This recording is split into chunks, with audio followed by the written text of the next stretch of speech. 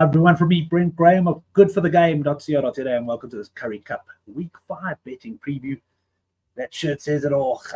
It's been a long week. I'm looking forward to the weekend. I can tell you, I see Mark Dunphy in the live chat. Let's just hope he doesn't get kicked off. We've had some problems. I have no idea what's happening, where he's getting banned. But evening to you, Mark. Well, interesting one. This the Oracle due to join me on the show, but I have a feeling he's fallen asleep. I tried to phone him just before the show, and I see he's last seen at 9:21. So maybe the start was a bit late for the Oracle. We did it, of course, for the Olympic Games. So it looks like it could be me going solo. The show is certainly going to be short and sweet. Keeping an eye on my phone to see if the Oracle does join us. Well, anyway, guys, just having a look back at last week. Certainly good success for the newsletter. It was a bit of a late call, but there's some good information on the Good for the Game forum. When Griffins over 12.5 points, they didn't have a point after 33 minutes. But in the end, the bet arrived comfortably. And we also hit a nice Olympics bet as well, had to be in the newsletter. Good news, just when I was starting to think he wasn't going to arrive, he is here. Welcome, Oracle. Oracle, how are you, sir? You can thank my wife for me showing up. I fell asleep on the couch watching the swimming. So she moans at me every morning because she's got a deadline to be at work at 9 o'clock, and I get out of bed a little bit later than I should be. So she moans at me every morning, get up, you got to go to bed. And so, you know the saying, how does it go? Better late than dead. I'm a bit sarcastic to my wife in the morning, and I say, well, when you get to work, just tell them better dead than late, you made it. So better dead than late. I made it to your show, Brent. I do apologize. I was on the couch sleeping. I'd fallen asleep at least half an hour ago. I did watch the main races, but fell asleep. Sorry, but I'm here. No problem at all. I thought it was going to be my first ever solo show. Was getting ready to talk through the game. No, we won't force that on the public. Well, it would have been short and sweet, I can tell you. But looking back to last weekend, I mean, I was just saying I hit the Griffins over 12.5 points. We got some good information there on the Good for the Game forum, but a slow start for you in the first two games, but you came back strongly. The Bulls, they were in trouble against Province, but they came back to beat them quite comfortably. And at the end of the day, you had the Pumas. I think it was it Pumas over the Greek was quite big. So you were 2 from 4 last week. Yeah, it was the two that I probably wasn't that strong about. In fact, it's exactly what it was. I was very strong on the Lions, and I was very strong on the Cheetahs against that Griffins team. I have to say two things. Firstly, I get a message during the Lions game from our mate in Durban. Simple English sentence. Lions fans are quiet. Question mark. I said to him, this is a great game for the Sharks. They played well, and it's Currie Cup. I mean, anything can happen. But I must be honest, I was very surprised. You and I spoke via WhatsApp during the latter stages of the Cheetahs game. I was very surprised at a couple of things. Firstly, as you said, they started off with a fantastic lead. Looked like I was going to be 100% right. It would be 100-0 or 90-0. And then they went to sleep. But that's as bizarre as that is, and that is bizarre. Let's not play games here. The most bizarre thing for me was the final try by the purple team, the Griffins. At the end of the game, they're losing by 7. Time is counting down, and the Oak visibly is charging the corner flag. Absolutely no intention of even thinking about how can I do this at best. I'm just going to score a try for myself, for my family, for my province, whatever section of province. He had absolutely no intention of thinking about a way that he could better that opportunity. If you watch the replay of that, I'm not going to say he's guaranteed to get under the polls, but he's certainly guaranteed to get at least halfway to the polls. Made no attempt. Scores in the corner, celebrates like the Stormers did against Munster, whoever beat them here, URC, earlier this year. I mean, watching that game, I thought to myself, what the hell are the crowds celebrating for? They haven't won the game, only to miss the conversion and to lose. So, how many opportunities are the Griffins going to have this season? That's probably their opportunity. I didn't think they'd even come close to winning a game. They surprised me. It was poor management. It was poor thinking of a player. It was pure personal goals at hand. Screw the team. Let me score a try. It was silly. Anyway, so be it. That's what happened. It wasn't the only one in the game. Sorry, Brent. Sorry, one more thing. You pointed out to me that a couple of guys had backed them in the mid-20s to 1 to win the game. I feel for those guys. I really do, because they had an opportunity of winning it without the stupid mistakes. Yeah, 100%. I mean, as I say, I was fortunate on the Griffins' points in that game, and I mean, I never would have foreseen them getting 40. But I was certainly pulling for all the guys who were on the outright. And not only did they, I agree with you fully, it happened earlier in the game as well, where a guy actually ran to the corner when he could have just put it down. He was over the line. And he actually, not only did he not make his way to the post, he ran to the corner. And the other thing was they butchered a try in the last minutes as well. I mean, they could easily have scored a try there, which would have made it all null and void. But let's get into the action now. We got 4 games to talk about Oracle this weekend. And the first up, it's the Cheetahs at home to the Bulls in Bloemfontein. These sides met at Loftus. I think it was in week 3. The Bulls winning 25-13. And here we got the Cheetahs underdogs at +3.5 against the Bulls. Can they get the win in Bloemfontein, or are the Bulls going to carry their unbeaten streak?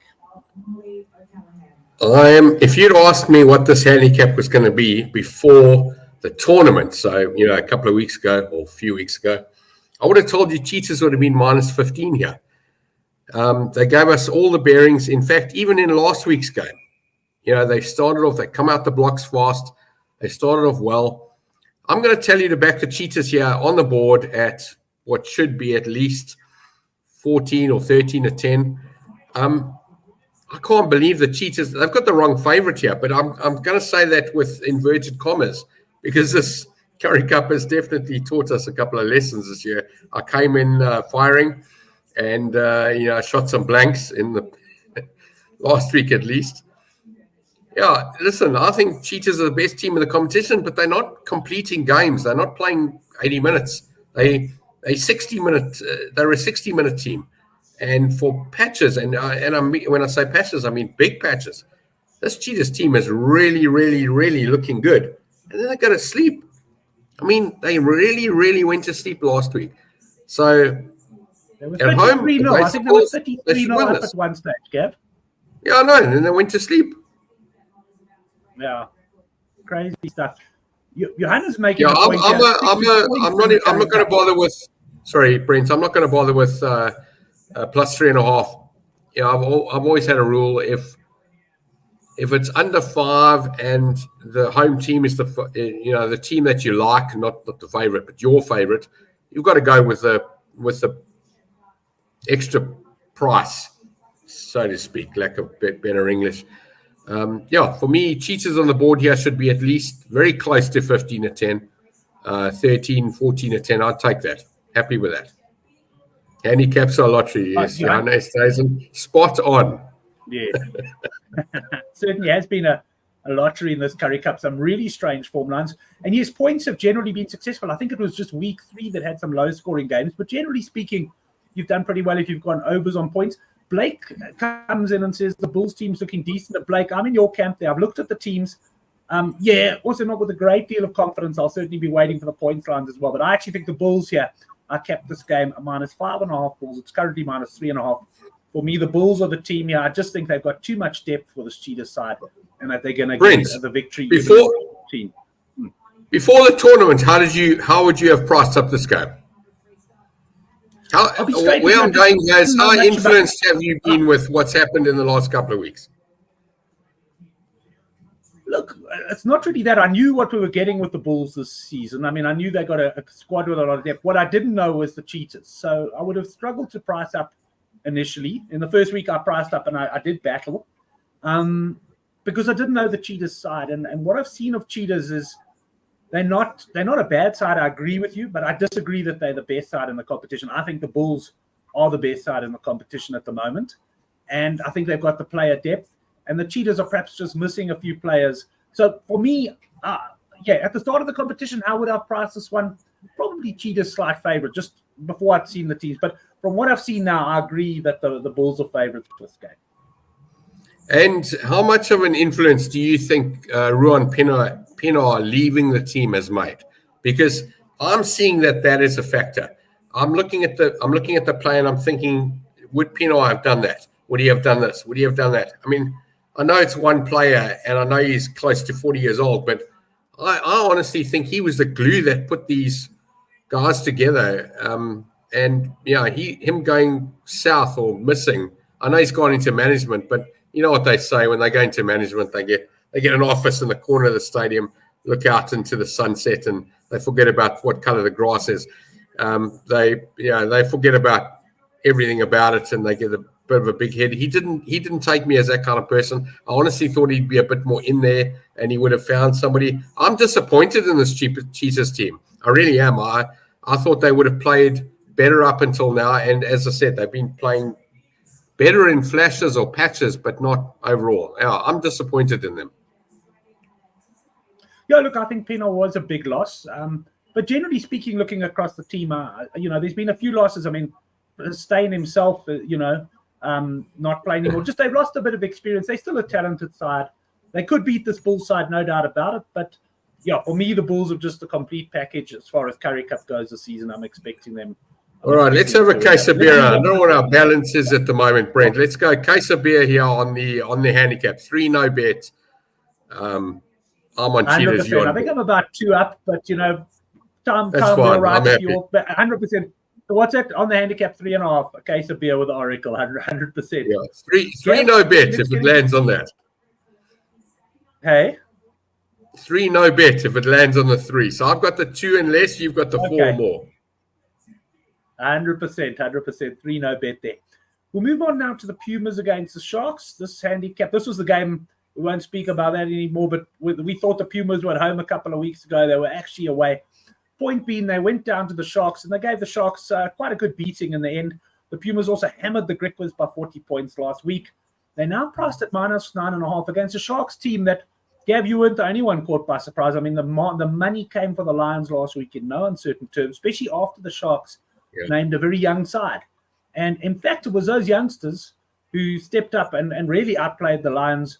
And the question is, can they go down to Nelspruit and do it against the Pumas? The betting market suggests not. We've got the Pumas -9.5.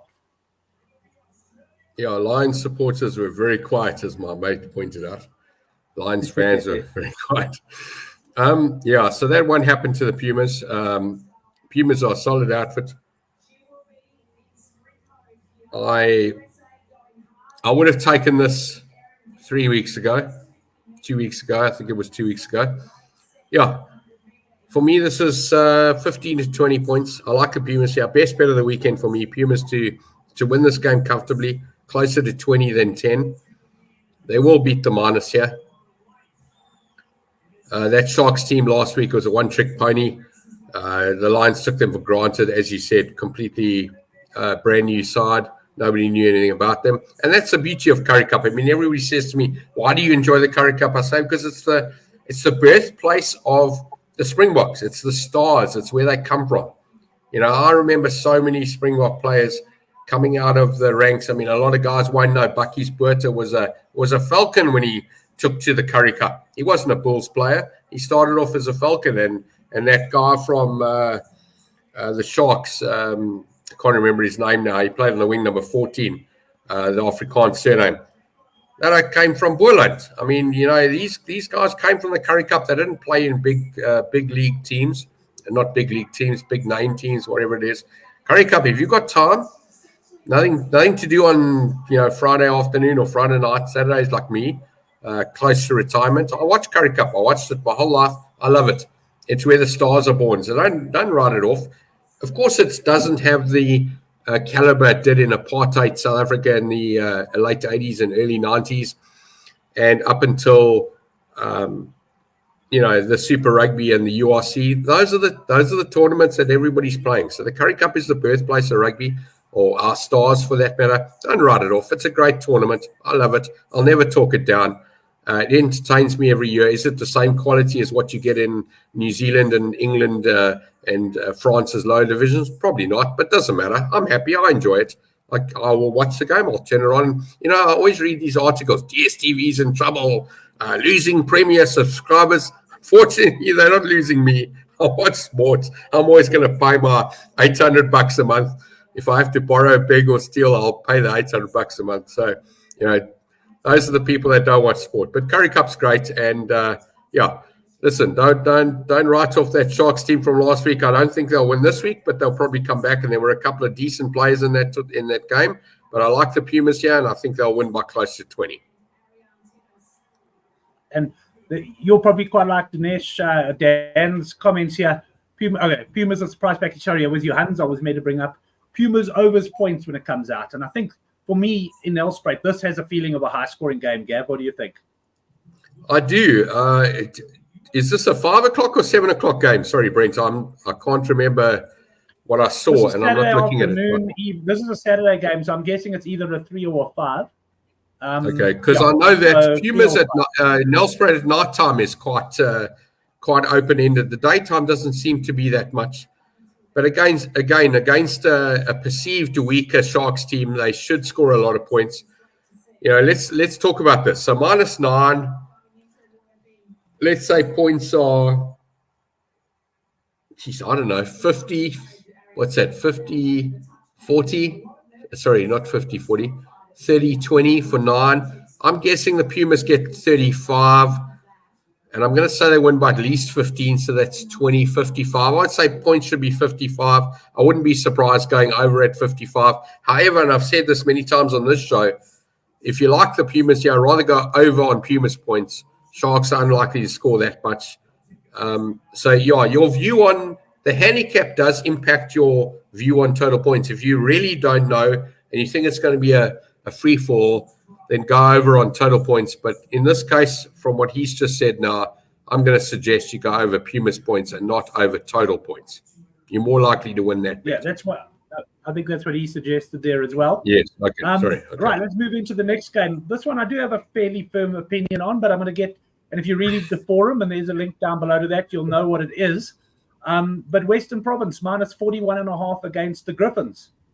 Gav. All right, so every week of the year, this bet will win, right? The minus every week, 51 out of 52 weeks. But this is a week it doesn't win. I'm a Griffins plus punter here. I'm gonna tell you that you're gonna hear about stories of players being punch drunk. They nearly won the game, but I'm gonna say because they nearly won the game, they're unhappy and they've tasted.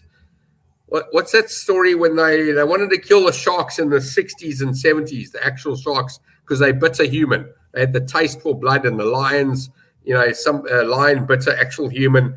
They wanted to take them out. I'm going to say the Griffins got a taste of victory here. And you need to take them out. And they're not going to be taken out here. I think the Griffins come within +41.5, probably closer to 30. And talking about points, yeah, Western Province can probably score 50 here, but I do think the Griffins will score at least 20. So, again, we could have a 70-plus points a game here. I like the Griffins on the plus.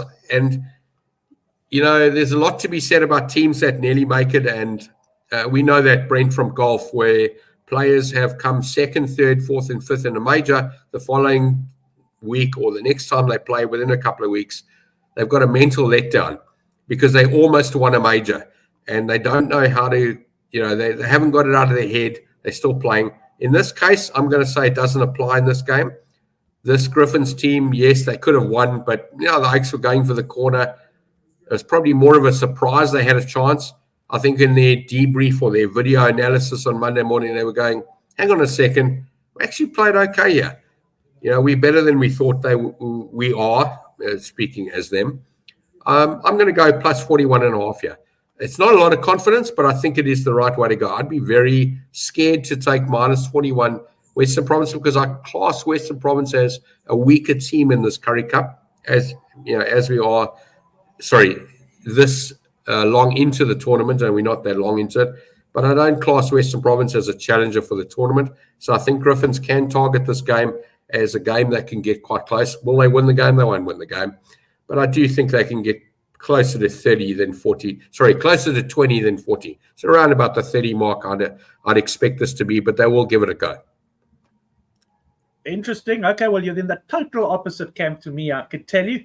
I don't like backing these massive handicaps, but I've looked at it and I say, I think the bookies are reading too much into a Griffins team that were 33-0 down to a weakened Cheetahs side, came back admittedly to score a few points. But if I look at the Griffins' form this season, beaten by over 40 at home to the Bulls, Western Province beat the Griffins by 49 points in Velcom with that weakened side. So, look, we haven't got team news yet, but I'm expecting Western Province to hopefully play something close to a full strength side. And I think they're going to be too strong for this Griffins outfit. Griffins' only road trip to date was a 70 or 63-point mauling at the hands of the Cheetahs.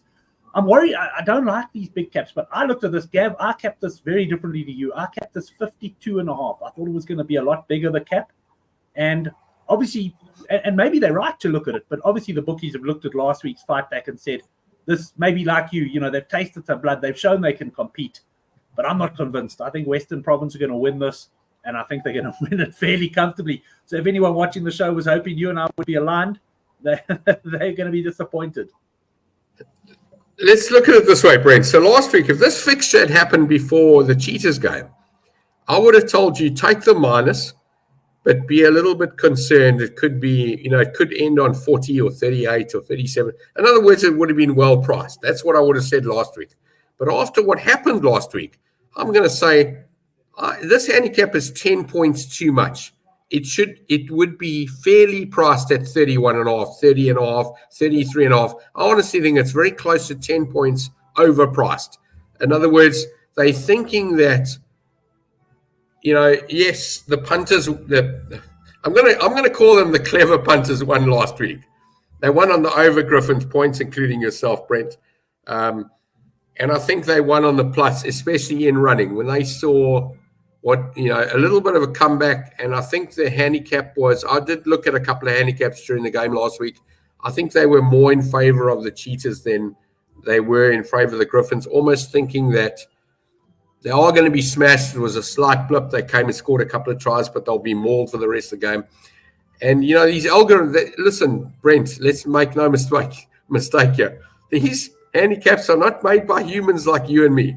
These are made by algorithms written by Zoomers and alphas and very, very young millennials. These are, this is the force of the world. It's AI. This is stuff that came up with this 41.5. I'm not sure what you say that about Currie Cup, though, Gav. No, I do believe that. I think these caps are made by the World Sports Betting Trader on a Monday night. And I mean, I'm not saying, and he's going to get some wrong, but I don't know. I mean, you could be right. I could be right. That's the sort of Currie Cup this has been. We're each going to take a view. And obviously, we'll see which one is correct at the end of the day. And like I know, if Western Province run away with it, you'll put your hand up and say, okay, got that one wrong. And by the same token, if the Griffins push Western Province here, I'll say, I read the form. That's the way I read it. I'll probably do the same thing next week, but I was wrong in this case. And that's punting and handicapping for you at the end of the day. Correct. And it goes down to the units. I mean, we used to speak about units here. And I remember explaining this. I had a 7th year anniversary on my wife's Facebook, behind the scenes with Oracle with my elephant trunk. The guys used to call it what's it called? The umbrella stand that I had in my little wooden table. In those days, that's exactly what we did. We didn't know who was right and who was wrong. And today, computers are talking, and you might be right. The WSB pricer upper that decides to make a call on Tuesday night and puts out a price. How much of those? I'm going to tell you, I've dealt with a couple of these sport radar guys. I don't care about us in South Africa. They're not interested in PSL. They're not interested in local rugby. They make their own price. It's algorithmically derived. Sorry, a little bit slow on my very big English words I never use during the week when I go to the shop and talk to my friends. But anyway, you know what I'm saying. It's a computer that's doing it. And I think in 10 or 15 years, Brent, I don't think a human will be involved in making a price about anything. It's literally going to be 3 or 4 computers around the world devised by different individuals that are clever, and they'll put the stuff together. And as a punter, you'll figure it out. And let's talk about this game. Lions -9 in Griquas. Listen, the Sharks nearly won this game. The Griquas have not impressed me. I've got to go minus lines here, but it's very tentative. Griquas won't win the game. This handicap is probably well set. I'd be a small minus here, but honestly, I'm not over the moon about it. It's almost minus or no bet for me. I don't think as I said earlier, I don't think the Griquas will win this game. It's a tough one. It really is. But the Griquas have not impressed me at all this season. The Lions have been, blowing hot and cold like the Sharks have and like the Griffins have in the last couple of weeks. Everybody's blowing hot and cold. Small minus here, but honestly, not a lot. Yeah, I'm leaning with you towards a minus. Although I originally kept this game, Griquas plus 5.5, beaten by 40 points in Nelspruit. The big question mark for me is just around the Lions. That performance against the Sharks was so disappointing. And they really, up until then, I mean, let's not forget this Lions side hammered the Pumas in Nelspruit. That's quite something. They beat the Sharks on the road. Okay, they beat the Griquas, I think, by 12 in Johannesburg. But I got a feeling the Lions side will come out and they'll come out smoking here, looking to put last week behind them because the Lions are not also sure of semi-final contention. I was having a look at the logs. It's quite important for them to win this game. And Gav, you and I may have taken us to the sort of final game, but we're united on this one. Lions minus 9.5. Lions will be in the final, Brent. Don't worry about them missing semi-final. They'll be in the final. Let's quickly. I don't know where this final will be, but they'll be in it. Yes. What's your best bet of the Currie Cup, Gav? Yeah, Pumas. Pumas minus 9.5 against Sharks. And then second, Griffins plus for me, second. Good enough. I'm happy. Third, Lions minus, and fourth would be Cheetahs on the board. In that order. All right. And myself, I like Western Province on the minus at 41.5. I'll probably look for points lines in the other games. But Gav, before we sign off, I know you and I are both following the Olympics, enjoying all the swimming and some of the other sports on the go. You got anything for punters to look out for on the weekend? Anything you're particularly looking forward to watching from the Olympic point of view? Yes. So a couple of things. Brent, we spoke last week, and I advised people, as I'd learned in 2000, I gave a couple of examples of the long jump or high jump. I can't remember, was that German and the Greek guy in the 200. Well, last night was a perfect example. So they come up with this, I can't remember what it was, 200 backstroke, I think it was for women, or 200 freestyle, I can't remember. Anyway, so they bring up on the screen this girl, Sarah Sostrom. Now, early in the day, I'd done a bit of research. I'd looked at stats on these swimmers, and I saw this girl was third. She was favorite for the I think the longer race, the 200. She was favorite for the 200 or the 100. I don't know which one or the other. She was swimming in both, 100 and 200. She's like 1-4 in the one race, and she's 5-1 in the other race. And I didn't know this, and I hear the commentator, and he goes, hey, this chick's 30 years old. So I do a little bit of a Google search, and she's the world record holder. And I think to myself, 30 years old, what's she doing in this race? Anyway, if you watch the replay last night, whatever the medal was last night, as I said, I can't remember whether it's 100 or 200. Now, we've seen horse racing commentaries where, the commentators are talking about the 2 or 3 horses in the front, and they miss one that comes in the inside or the outside, which eventually wins the race. And it's exactly what happens in this race. I think it was 100 meters. Anyway, this girl, Sostrom, the Swedish girl, wins with 3 meters to go. 3 meters to go, she goes in front and wins. And she was 6 or 7-1, depending on which site you went to yesterday. She wasn't favorite. She wasn't second favorite. And this is exactly what I was telling people last week. Look out for the I'm going to call them the oldies. So anybody over 27 years old competing in any event that has won a medal in the previous Tokyo or Rio and is coming back for a third time or a second time if they'd won in Rio or they'd won in Tokyo and they're back again. But that's well over the average age of that race, and they've made it to a final. And if they've got a price, I promise you they're not joining this race to take part and fill up the numbers. They're there because they think they can win, and they're runners.